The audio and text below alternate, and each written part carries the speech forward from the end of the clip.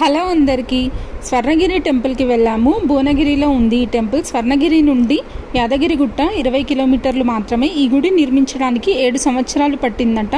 మెట్ల మార్గం నుండి పైకి వెళ్ళాలి. మెట్లు ఎక్కలేని వారు ర్యాంప్ పై నుండి కూడా వెళ్ళొచ్చు.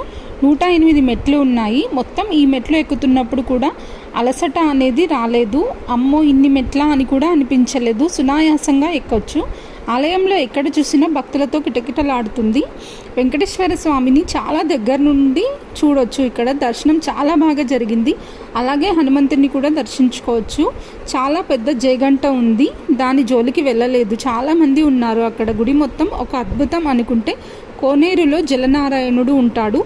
ఈ టెంపుల్ ఈవినింగ్ టైంలో లైటింగ్స్తో చూస్తే చాలా బాగుంది. మనసును కట్టిపెడేసే వాతావరణం నిజంగా ఒక అద్భుతం. నాకైతే చాలా నచ్చింది. ఈ వీడియో నచ్చినట్టయితే లైక్ చేయండి, సబ్స్క్రైబ్ చేసుకోండి.